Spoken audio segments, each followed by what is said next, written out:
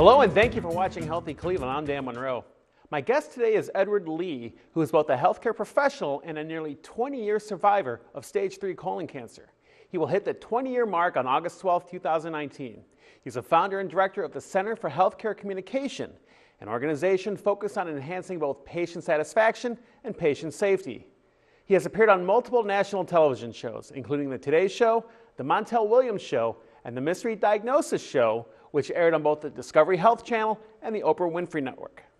March is National Colorectal Cancer Awareness Month, and Mayor Frank Jackson has proclaimed March as Colorectal Cancer Awareness Month in Cleveland.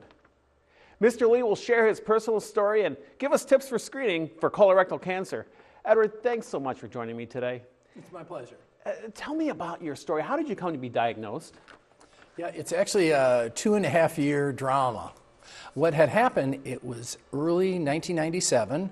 I noticed I was having some gastrointestinal issues, some mild abdominal pain, some changes in bowel habits, and I went to see my family physician, and at first he didn't think much of it. He says, "You're young, you're healthy, you're athletic.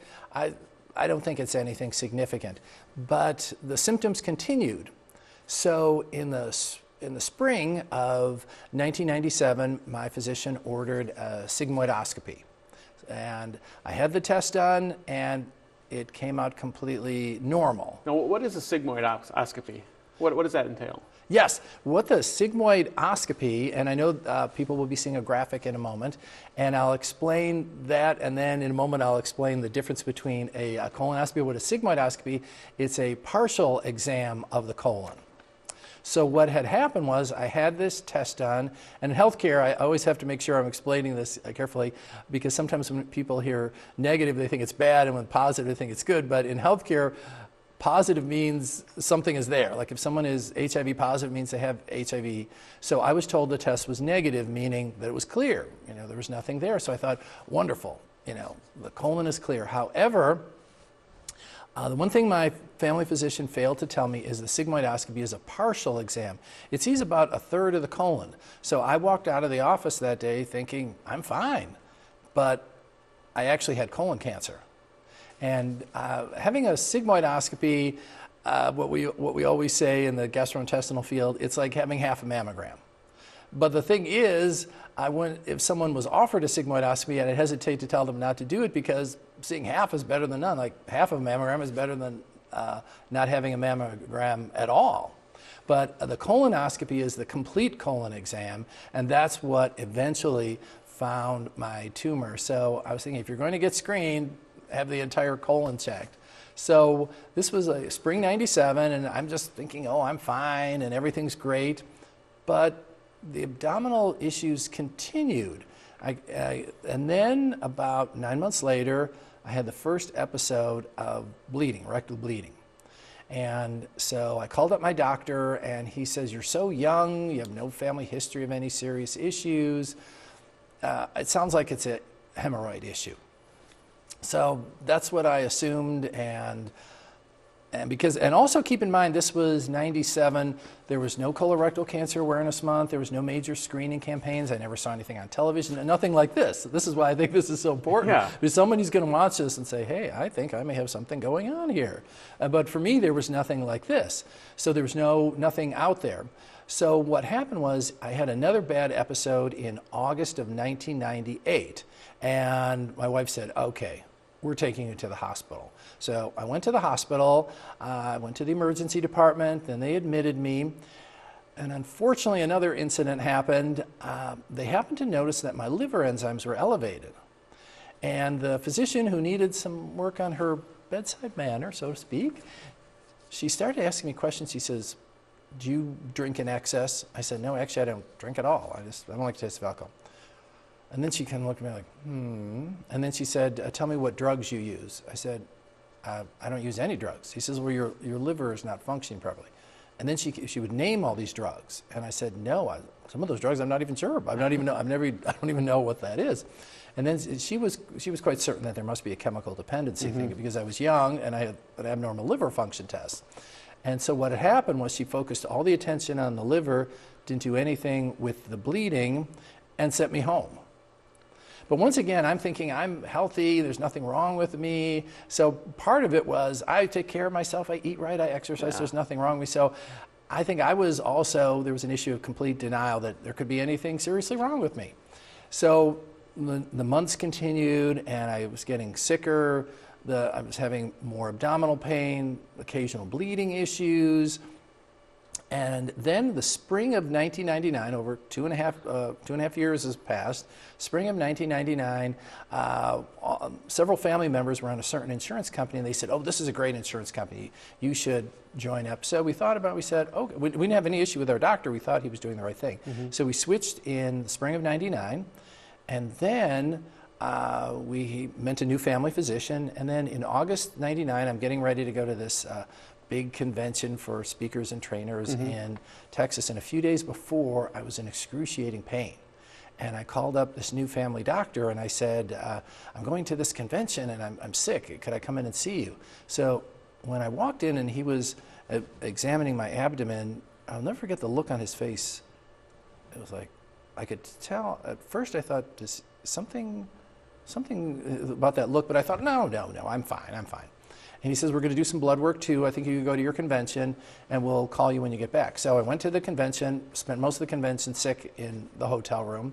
I get back to Cleveland. Within an hour, there's a phone call, his nurse, and the first thing she said to me, have you been feeling very tired? And I said, no, I'm not tired. I just have the abdominal issues because according to the blood work, you're extremely anemic, and young guys aren't supposed to be anemic. So she said, tomorrow we want you to have a colonoscopy. And I said, oh, I had that 2 years ago. She said, no, you didn't have a colonoscopy, you had a sigmoidoscopy. That's a partial exam. A colonoscopy is a complete exam. I said, okay. So I'm thinking, oh, I've got anemia, abdominal pain, I've got a bleeding ulcer. So I told the whole family, bleeding ulcer, nothing to worry about. And my wife was thinking of taking a day off from work to take me. And I said, don't take a day off from work for a bleeding ulcer. I'll have Mom take me. So I had the colonoscopy, of course, sedated. And I do want to mention, people always says, oh, is it real painful? Is it real horrible? And no. Now, the day before, you have to take a prep, which means a lot of bathroom time, but that's not that bad. Not bad at all, no. You just go to the bathroom a lot. Now I've had so many colonoscopies, I just stay in the bathroom. Bring your laptop, bring your phone, bring whatever you want to read in there, just stay there. It's not a bad thing. Right. And because having a colonoscopy is easier than having colon cancer. So I had the colonoscopy, I was sedated, I had no pain at all. And when I was coming to from the meds they give you to sedate you, my GI doctor was standing next to me and he says, can you hear me? And I said, yes. And then he held up a photo and he said, I'm sorry to tell you, but during the procedure, we found a mass. We took a sample for a biopsy. We'll get the results in a few days, but we're certain you have colon cancer. And Mom and I looked at each other like, what did he just say? You're probably just stunned. I mean, completely stunned. He says, and then he mentioned you're very young to get this, no family history. And most people who get colon cancer do not have a family history. Because people think, oh, if I don't have family history, I don't have to worry. Oh, no. Most people who are diagnosed have no family history. The family history started with me. So after I was diagnosed, and once again to reiterate, the sigmoidoscopy sees about a third of the colon, right up to about the colon is an inverted U-shaped structure. It sees about a third of the colon. It misses basically 2/3, and it's right around here. It goes up to right around here, and the colon's a big U-shaped structure. My tumor was way over here, completely out of sight of the sigmoidoscopy. Had my first doctor performed a colonoscopy instead of a sigmoidoscopy in the spring of '97, I would have been diagnosed 2.5 years sooner. So I needed to have surgery immediately because the tumor was so large, it was almost completely blocking my colon. So I had surgery, and then a few days after the surgery, and more bad news, they told me the cancer had spread to the lymph nodes. I was in stage 3, an advanced stage.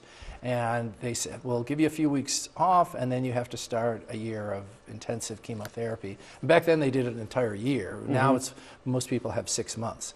So I started a year of chemotherapy, end of September '99, And then I was finished in end of August of 2000, and I'm happy to say it'll be almost 20 years, and I continue to do well.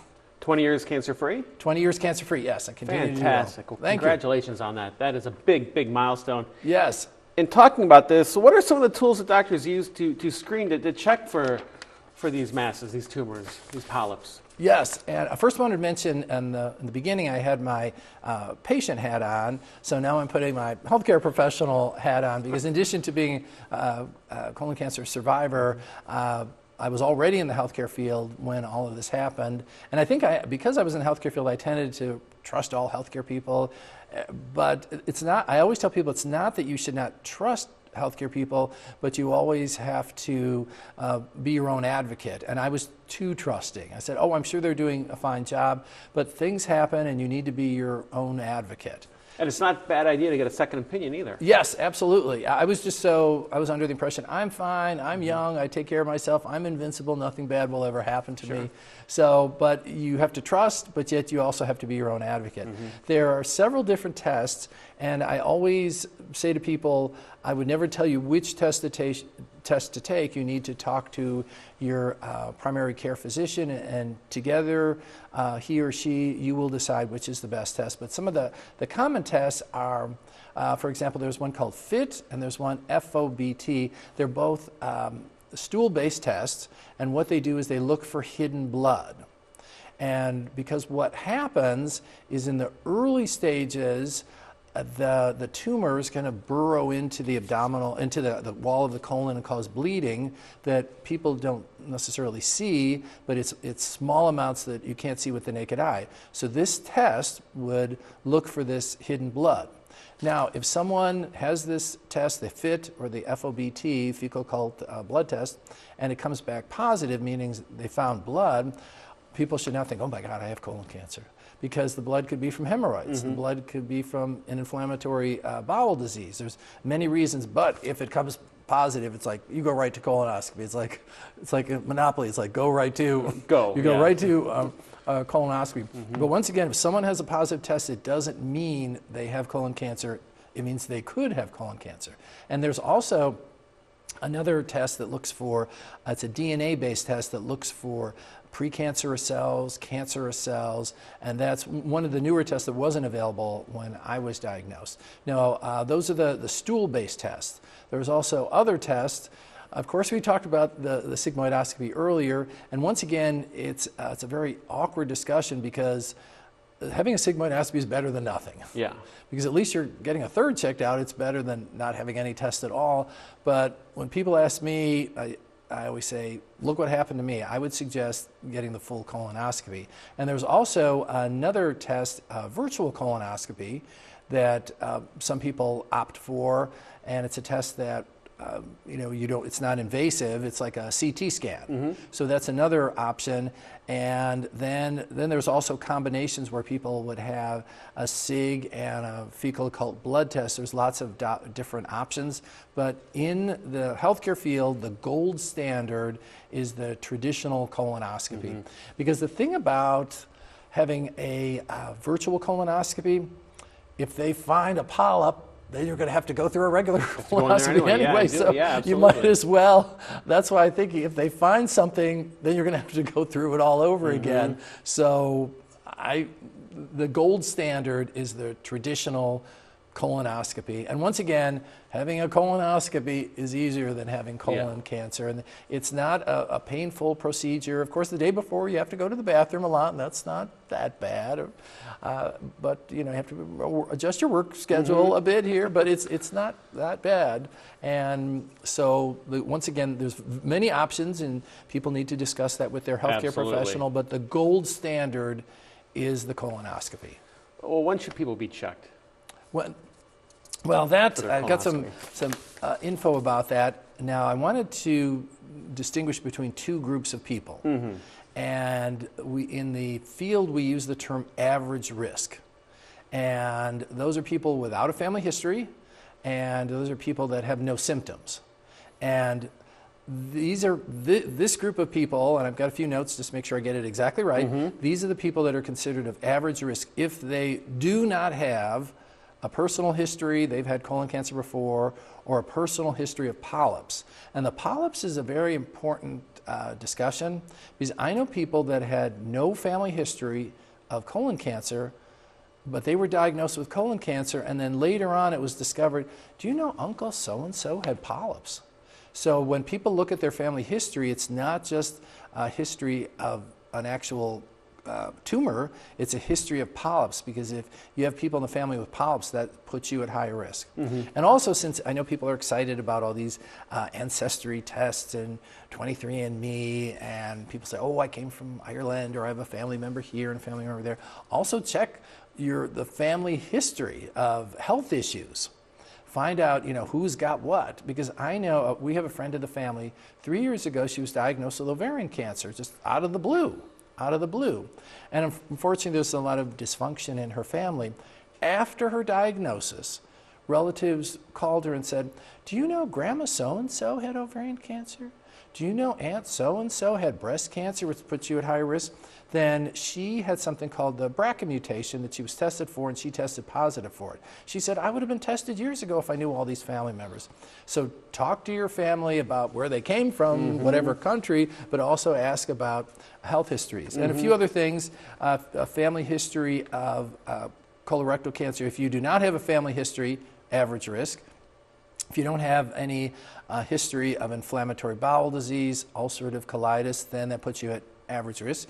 If you have no genetic disorders in your family, such as there's a genetic disorder called FAP or Lynch syndrome, if that's not in the family, you're considered at average risk.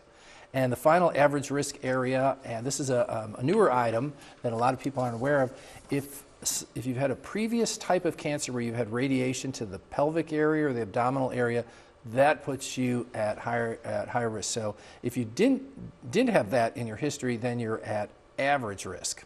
Now, it used to be if you were at average risk, you didn't have any of these things going on, no symptoms, it used to be that screening started at age 50. And then, now the thing is, I mentioned all those screening tools. Of course, I always recommend the traditional colonoscopy. Well, the American Cancer Society in May of 2018 lowered the screening age from age 50 to age 45. 45. Yes. Now, when I talk to people all the time, oh, I'm not 50 yet, I'm 48. Oh, wait a minute, we need to talk here. It's 45. So when you hit 45, that's when you need to start screening. And once again, you need to speak to your physician about what's the proper screening tool for you, which of course I always recommend the colonoscopy. So once again, for average risk, all those factors that I mentioned, it's age 45. Male or female, 45? Yes, male or female. And once again, the colon cancer used to be considered, or colorectal cancer used to be considered an old man's disease, but women get the disease just as much. And when I was diagnosed, it was about 10% of the under 50 crowd were diagnosed. But we don't know why, but in the past 20 years, the number of people under 50 diagnosed has doubled. Where the researchers are not quite sure. So just because you're young doesn't mean you're immune. And also, one thing I wanted to mention about age, regardless of age, if you have symptoms, you need to go in and get checked out. That 45 is for average risk, people without symptoms. We talked about average risk, he said, without symptoms, but what are the symptoms that you should be looking out for, that you should look to maybe decide it's time to see your doctor? What are some of those symptoms? Oh, sure. And I wanted to mention, first of all, I had every single symptom. I mean, I checked every box. I had every single symptom. And one of the symptoms that I initially had, which is abdominal cramping and discomfort. I had that. Now, the thing about these symptoms, in healthcare, we often use a term called acute and chronic. Acute is a sudden onset, but potentially it goes away on its own. But chronic is where it's just lingering. It just keeps going on. So we all have abdominal pain. We eat some food that doesn't agree with us, or something like that, where we don't feel well for a little while, but it goes away. That's not what I'm talking about. If you have colon cancer, the pain's not going to go away. So if it's ongoing, then that's a red flag that this potentially could be colon cancer or it could be something else. There's also rectal bleeding, which I had multiple episodes. And once again, it's because the tumor burrows into the wall and breaks blood vessels, and that's what causes blood to appear. Now, there's some people who I know were diagnosed, and this is how I was ultimately diagnosed, because it wasn't actually a symptom, it was what we use in healthcare, we call it a sign. And because the difference between a sign and a symptom is a sign is subjective. It's something I say, I have this. A sign is where someone else sees it, and someone else could see it through blood work. So, and it's anemia. Anemia is a red flag for colon cancer. But once again, it's not one of those things like, oh, I'm anemic, I have colon cancer. It could be, because I know someone, how they were diagnosed, they went to donate blood at the Red Cross, and they had their blood checked, and they said, you know, you're anemic. And they said, you know, you should check that out. So he got it checked out. He had colon cancer. Wow. He had no abdominal symptoms at all. No abdominal symptoms at all. It was because he was anemic. And I know several people that were diagnosed based solely on anemia with no gastrointestinal issues at all. You should know your body. You should listen to your health experts. Yes. And you should just not be afraid. Not be afraid to talk to your doctor about it either. Right, right. And that's the one thing why you need to see your doctor is because unless you're very, very fatigued, you won't know you have anemia. That you have to get checked for. And some other thing is a change in the shape of the stool, because as a tumor grows in the colon, there's less room to produce a stool, so to speak, so the stools become very thin. And also some other things is prolonged constipation and diarrhea, decrease in appetite, and weight loss when you're not trying to lose weight. So those are some of the hallmarks of colorectal cancer. But once again, it's important to emphasize that someone can have all these symptoms, but it doesn't mean they have colorectal cancer. It could be colorectal cancer, but it doesn't mean they have colorectal cancer. It could be ulcerative colitis or other inflammatory diseases. Now, in healthcare, what we do is we distinguish between screening and diagnosing. Screening is for people that have no symptoms. So if someone is feeling completely fine and they're screened for diabetes, then that means they have no symptoms. But if they have symptoms of diabetes, then it goes to diagnosing. If someone has all these symptoms, then it's no longer a screening issue for people with no symptoms. It's a diagnosing issue. And this is where my first doctor unfortunately made a mistake. I don't want to say all doctors are bad. It's just unfortunately this one wasn't as good as he could have been, and I should have sought a second opinion, but I'm healthy, I'm invincible, nothing's wrong with me. So if you have these symptoms and you see a physician and he or she says, oh, you're young, or I don't think, you have no family history, I don't think you need to worry. Well, I think you should pack your things and find another physician, because if you've got all these things going on and they're chronic, they're going on for months and months and months, they're not going away with over-the-counter medications, you need to insist on a colonoscopy and just keep going until you find someone, even if I know people that were diagnosed at 22. I know people that were diagnosed at 18. So age isn't a factor. It doesn't matter what your age are. If you have these symptoms, you need a colonoscopy immediately. Well, let's go back to the colonoscopy, because I think it bears repeating for anyone who gets a colonoscopy, the discomfort is minimum. The pain is, pain is minimum too. It actually wasn't non-existent. The closest I've heard someone say, they said they felt a little tickle because you're sedated. I'd rather have that tested on several other things that I won't say because I don't want to scare people away. But the day before you go to the bathroom a lot, but they sedate you. You're in, as one of my relatives would say, you're in la la land. But the thing is, you are kind of semi-conscious. They could talk to you, but you don't feel anything. Now, I do know some people that have had enough sedation where they don't feel anything, but they want to be conscious to view the screen, view their colon. I said, that's not something I ever wanted to do. I never thought, okay, I said, no, just give me enough that I don't remember it. I just want to be in a la-la land for a while. But some people want enough sedation where they're conscious but not feeling anything. Like when Katie Couric had her colonoscopy on the Today Show, she was sedated to the point where she didn't feel anything, but she could see the screen. Once again, not one of my goals in life. So 45, we get checked out. How many years after that for the next colonoscopy? I know that's up to your doctor and you, but usually how many? Well, actually, and I've got the information over here. Now, that also depends on if they find anything. Now, if they find polyps, then instead of being every 5 years, it might be next year. It might be, and then you have to look at various factors. You have to look at, is there, family history? Is there polyps? So if someone has no polyps at all, they're completely clear, it might be every 5 years. Some people, it might be every 10 years.